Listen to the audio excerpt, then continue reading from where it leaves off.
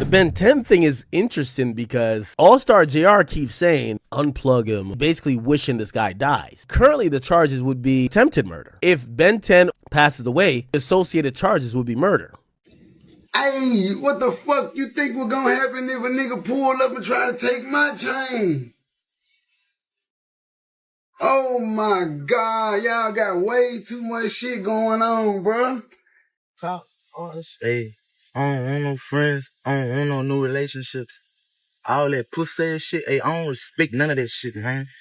If you got something for me, man, they got plenty of niggas around me you could call. Now, NBA YoungBoy is no dummy, and he saw this play from 10 miles away. I knew that Jay Prince was trying to friendly extort him. Ben 10 didn't just get caught up in some random situation. This was deeper than that. What happened to him ties back to a long-standing tension, something way bigger than people first thought. We're talking about a situation involving one of Houston's most powerful figures and one of the most dominant names in the streets right now, Jay Prince and NBA YoungBoy. And here's the twist. Word is, Jay Prince's own son might be right at the center of why Ben 10 ended up getting hit. Jay Prince Jr. is the reason why NBA Ben 10 got shot and almost killed earlier today. Jay Prince Jr. been beefing with a local rapper from Detroit about his baby mama. How you beefing with another man about his baby mama? Now, when you start putting all the pieces together, it paints a wild picture. There's talk about a setup, accusations flying around about clout, certain people getting blocked from moving freely, and everything just keeps building. This isn't some small disagreement. It's turning into something that could spiral fast if things don't cool down. So before going any further, it's important to understand who Jay Prince really is, because a lot of people hear his name but don't fully get the weight behind it. James Prince, that's his real name. He's the man behind Rap-A-Lot Records, a label he built from nothing in Houston back in 1986. At a time when Houston wasn't even being taken seriously in hip-hop, he was already laying the groundwork for something major. Through him, artists like the Ghetto Boys, Scarface, and UGK got major opportunities. His influence runs deep in Southern hip-hop, seriously deep. But it doesn't stop at music. That's where things get even more serious. Jay Prince has a reputation that goes way beyond business. There have been moments where his name popped up during tense situations, almost like someone who could step in and calm things down when nobody else could. When issues between big artists started getting out of hand, he was reportedly one of the people who could bring things back to a level ground. In Houston especially, his presence carries serious weight. It's not just about deals or music. It's about respect, influence, and how far that influence really reaches. When he speaks, people listen. And when he draws a line, it's not something people ignore easily. Now put that next to NBA YoungBoy, and you start to see why this situation feels different. This isn't just two names going back and forth. This is two completely different types of power clashing. And talking to 10 and talking to 3, I will be honest, they both cleared Jay Prince Jr. This is how it was explained to me. They said Jay Prince Jr. didn't tell us to do nothing. Nobody running around getting controlled by Jay Prince Jr. This is OG3's birthday. 10 don't even really know Jay Prince Jr. like that. 3 is cool with Jay Prince Jr. They reconciled, blah, blah, blah. And Jay Prince Jr. shows up late. Niggas didn't even know he was even going to show up. He shows up supposedly niggas didn't even know that the All-Star JR nigga was there. They didn't know the significance of him or nothing like that because the 4K Trey niggas don't really got no problem with him. Apparently when Jay Prince Jr. show up, he locks eyes with the nigga or something like that. And niggas, cause I don't know if they have words, but niggas can see there's tension. Now, the 4K Trey niggas is they basically just on go nigga, we not about to just mean mug a nigga yo, let's go, let's get that nigga. So it's kind of like something of the sort like that. Obviously, a fucked up situation in a lot of sense. I talked to 3 people who saying that 3 left. On one side, you've got Jay Prince, a figure built on years of connections, respect, and control. On the other side, you've got NBA YoungBoy, someone who built everything his own way without relying on the traditional system. YoungBoy came up out of Baton Rouge, and his path wasn't easy at all. He faced serious struggles early on, even dealing with time away when he was still young. But once he got back out, he didn't slow down for a second. He started dropping music nonstop.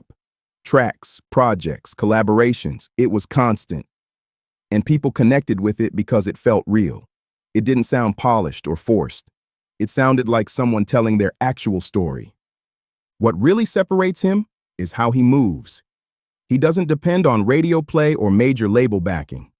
He built a fan base that rides for him heavy.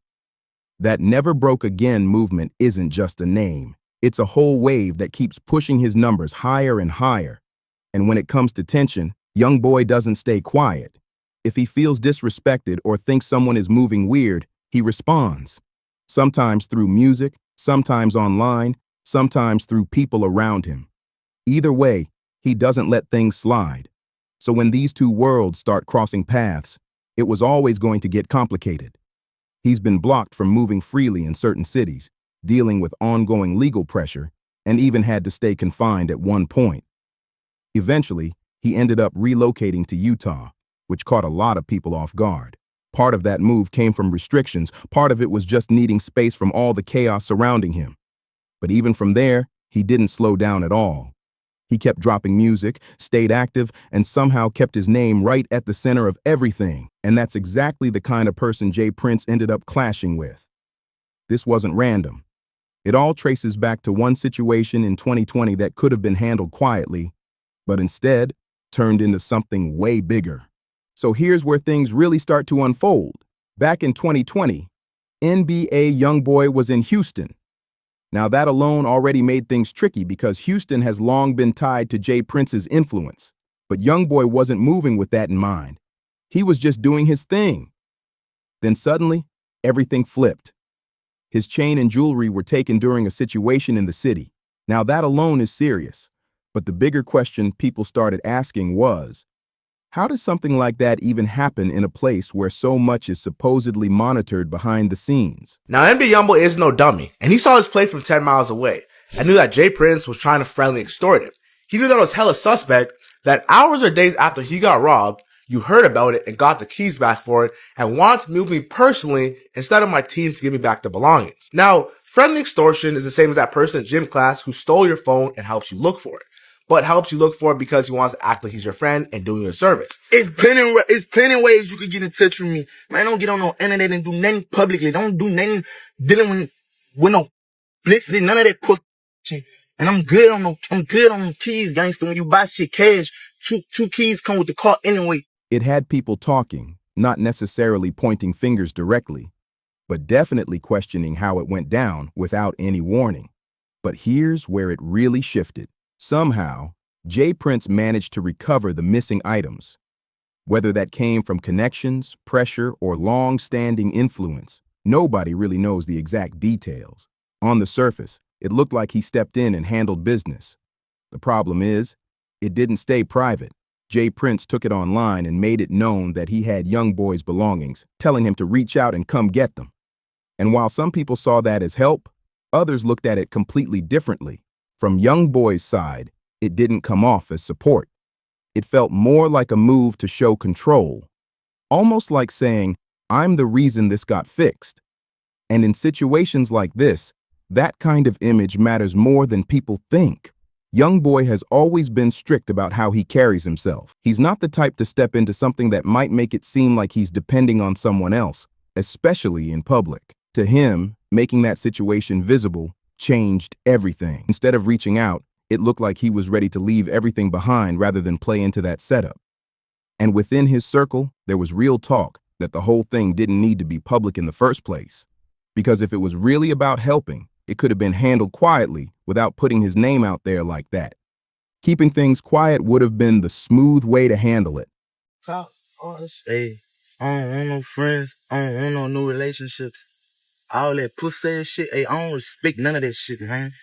If you got something for me, man, they got plenty of niggas around me you could call. I ain't nigga. It's plenty ways you could get in touch with me. Man, don't get on no internet and do nothing publicly. Don't do nothing dealing with no fucking publicity, none of that pussy and shit. And I'm good on the keys, gangster. When you buy shit cash, two keys come with the car anyway. Mind your fucking business, man. But once everything went public, the whole narrative flipped. It started looking like J. Prince was using that moment to highlight his influence, and YoungBoy wasn't feeling that at all.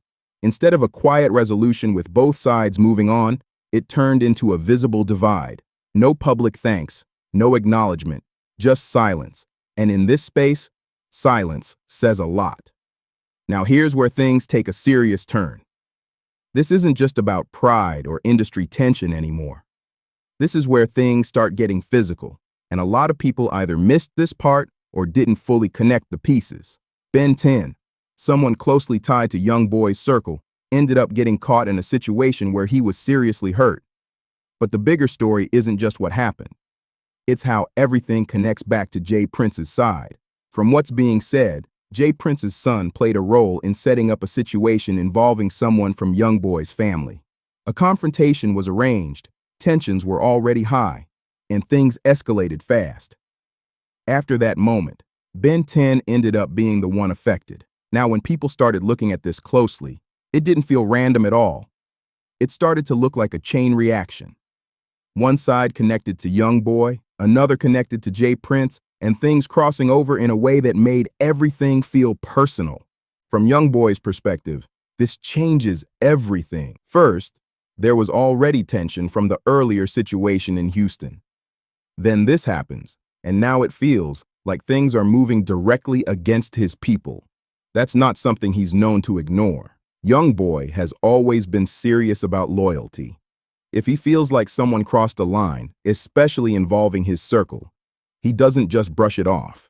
A lot of his music already reflects how he handles situations like that. It's not just entertainment, it's how he actually moves. So when this situation happened, it naturally raised one big question. How is he going to respond? Now, to be fair, not everything has been officially confirmed. There aren't full public details explaining every part of what happened. But people have been connecting the timing, the relationships, and how everything lines up. And based on that, many believe this tension didn't come out of nowhere. What's clear is that this situation is layered. It's not just about one moment or one misunderstanding. It ties into bigger things like influence, respect, and control within the scene. And when you look at Houston, that's where Jay Prince's presence really stands out. He's been shaping that space for decades. His influence there runs deep, from the music to the way things operate behind the scenes. It's not just a city he's connected to. It's a place where his name carries serious weight. So when all these elements collide, it's not surprising that things feel this intense. This isn't just a small issue. It's two powerful sides stepping into the same space, and that rarely stays calm for long. YoungBoy coming out of Baton Rouge was never the type to follow anyone else's rules. That's just not how he moves. He goes where he wants, builds what he wants, and doesn't check in with anybody first. But by moving like that, especially stepping into Houston and then not showing any public respect toward Jay Prince's position, it sent a message whether he meant it or not. And that message didn't go unnoticed. From the outside, it looked like a direct challenge to Jay Prince's influence in his own city. And Jay Prince isn't known for ignoring things like that. We'll say that there's some type of protocol for people to check in when they come to the city. And this coming from a person like me and Gil, we ain't never check in when we came to the city. So is there supposed to be a certain protocol for people to check in? No, and I begin with me, and then he can speak, and they can speak for the other generation. But I'm a never, you know what I mean? We don't have time for no sucker shit like that. Now a lot of people from the different police departments and all these different people want to insinuate like we extorting people. They have to check in. Man, that ain't no money in that shit. I wouldn't have. I got more money than I could spend, right? So I don't want to say, go Gil, that shit ain't gonna work. It ain't gonna turn out right because real niggas ain't gonna have that no way. Check in for what? But on the flip side, there is what you call a brownie point to be able to have us as friends.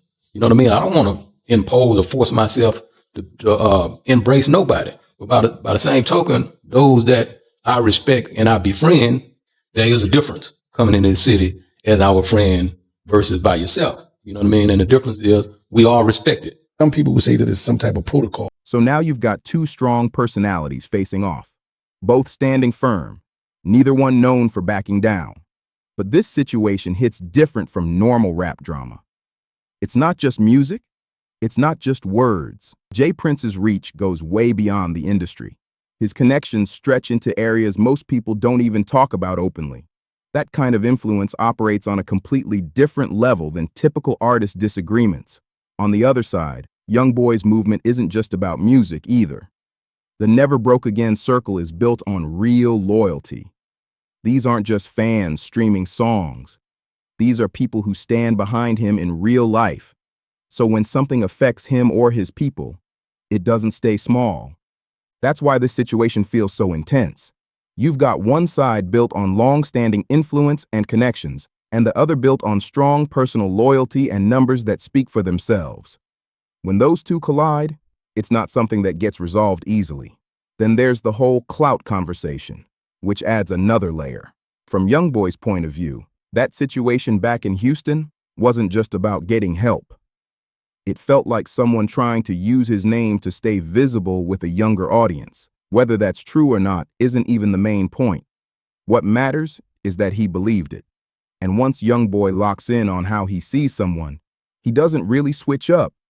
That perception sticks, and it shapes how he responds moving forward. Now this is where things get even more serious. There's been talk about Houston becoming a place where YoungBoy isn't exactly welcomed. Not officially on paper, but in a way that people understand without it being said directly. Because in reality, nobody can legally block someone from a city. But influence can still make things difficult. Shows don't get booked, promoters step back, and opportunities start disappearing. That kind of pressure builds from multiple angles at once. And in a city like Houston, where Jay Prince's connections run deep, that kind of environment can become very real. It's not about one rule. It's about everything around you suddenly becoming harder to navigate. For YoungBoy, that carries extra weight. With everything he's already dealing with legally, adding another place where movement becomes complicated isn't just personal. It affects his career too. Fewer performances, fewer appearances, and less access to a major market. So this isn't just tension between two names anymore. It's a situation where influence, loyalty, and opportunity are all colliding at the same time. Here's where things really take a turn. YoungBoy's reaction to being pushed out of Houston says a lot about how he thinks. He didn't try to fix things behind the scenes, didn't send anyone to smooth it over. Instead, he leaned all the way into it.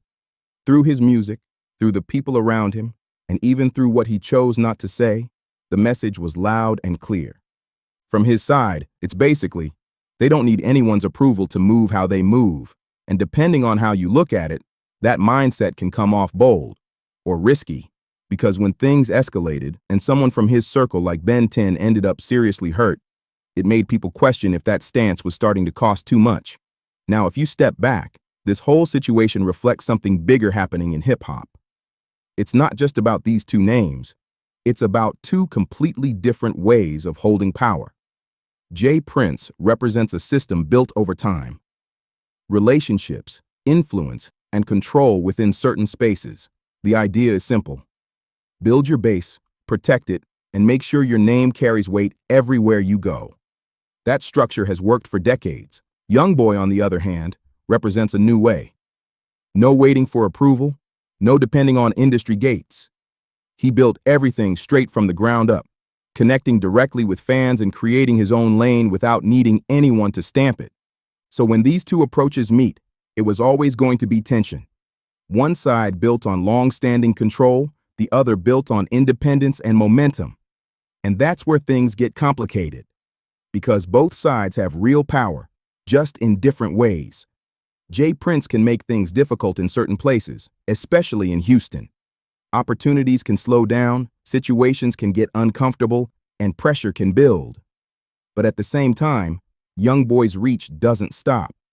His music still hits, his audience still supports him, and his presence stays strong no matter where he's at. That balance is what makes this situation unpredictable.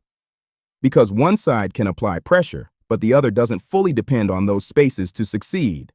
And when someone in YoungBoy's circle gets hurt in the middle of all this, it only raises the stakes even more. Talking to 10 and talking to 3, they both cleared Jay Prince Jr.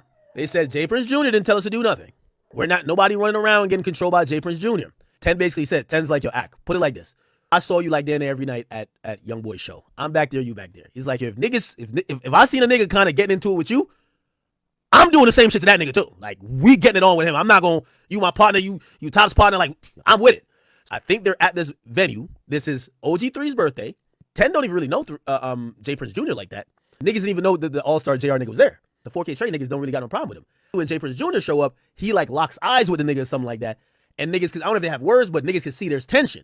The 4K Trey niggas is like, bro, if you know, they basically just on go like, nigga, we not about to just like mean mug a nigga. Like, yo, let's go, let's get that nigga. People who saying that 3 left, you know, was a birthday event.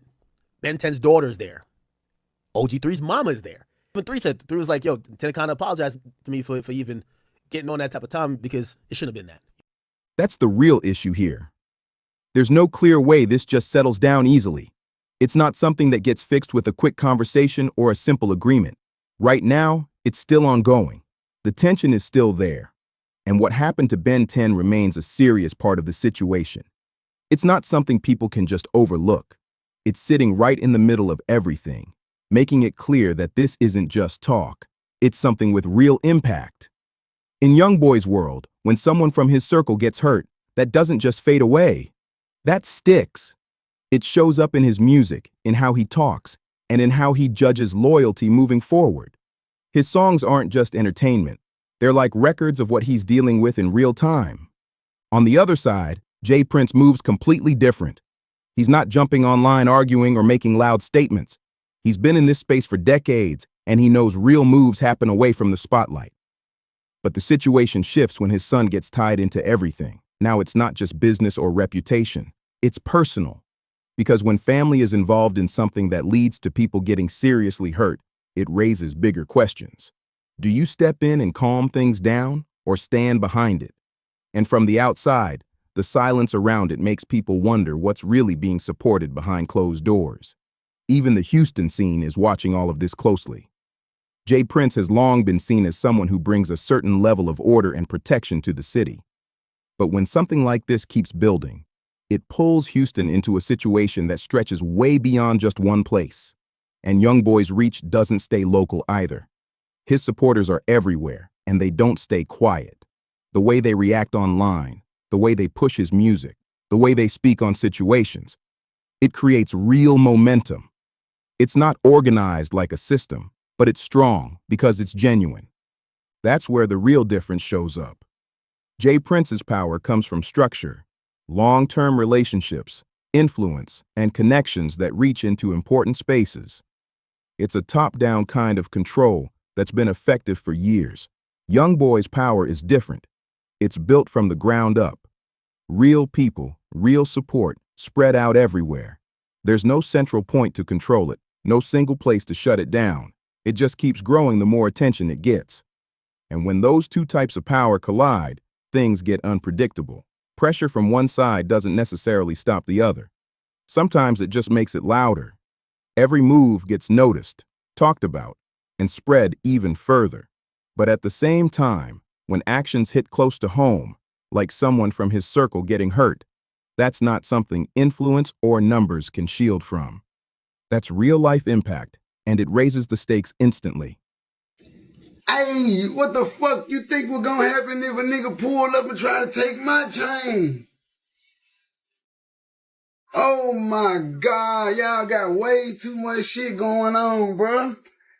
Y'all got way too much shit. Now y'all see why I'm trying to get out this motherfucking country. Now y'all see why. You see how this shit make me look? And I'm a part of mob ties. Now I gotta walk in places and they be like, who is that? That's Finesse. They be with Junior and them. No, I don't. I don't be with them niggas. No, I don't. I don't fuck with them niggas. Hell no. Hell no. Hell no. Not him. You know what I'm saying? No, I don't. Hell no. Hell no. No, I don't. Don't associate me with that shit. You hear me? I already went down through that phase in my life. I already been a G. I already been to jail. So now you've got a situation where both sides can affect each other in different ways. One through influence and control in certain spaces, the other through reach and constant momentum. And when neither side can fully overpower the other, it turns into a standoff. The real question then becomes, who's willing to keep pushing forward while dealing with the consequences that come with it? YoungBoy's whole image has always been about standing strong no matter what, turning every setback into motivation, moving like he doesn't need approval from anyone, any city, or any system. That's the identity he built. and it's a big reason why so many people connect with him. So if he suddenly steps back, tries to fix things publicly, or shows any kind of reliance on Jay Prince, that changes how people see him. It would go against everything he's been representing this whole time. And that's a tough position to be in. Now, on the other side, Jay Prince has spent decades building his name as someone whose influence isn't questioned lightly. His reputation is built on structure, respect, and making sure his authority holds weight. So if this situation plays out and it looks like his influence didn't land the way it usually does, that sends a message too. That's why neither side can really afford to take a step back easily. It's not just about one moment, it's about everything their names stand for. But here's the part people can't ignore. This isn't just music talk anymore. This isn't just online back and forth. Real situations have already come out of this, and that's what makes it serious. When you look at how everything unfolded, one situation led to another, then another, and it kept building. Each step felt like a reaction to the last one, and that's how things can spiral fast without anyone stopping to reset. And the reality is, the people at the very top aren't the ones feeling the impact directly. It's usually the ones around them who end up dealing with the consequences.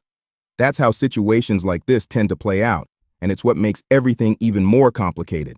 At the end of the day, both sides have built real influence in their own ways. Both have strong positions in the culture. And realistically, there's space for both to exist without things going this far. But when pride, perception, and respect get involved, even small situations can turn into something much bigger. So the real question isn't just about who's right or wrong. It's about whether anyone steps in before things go even further. Because situations like this don't always slow down on their own. Now I want to hear what you think. Who do you feel made the first wrong move in all of this? Was YoungBoy justified in how he took that situation? Or do you think Jay Prince was trying to handle things and it got taken the wrong way? And do you see this ever getting resolved? Or is this something that just keeps going? Make sure you hit that like button, share this video, and subscribe for more breakdowns like this. And don't click off just yet. Check out the next video popping up on your screen right now for even more celebrity drama. I'll catch you in the next one.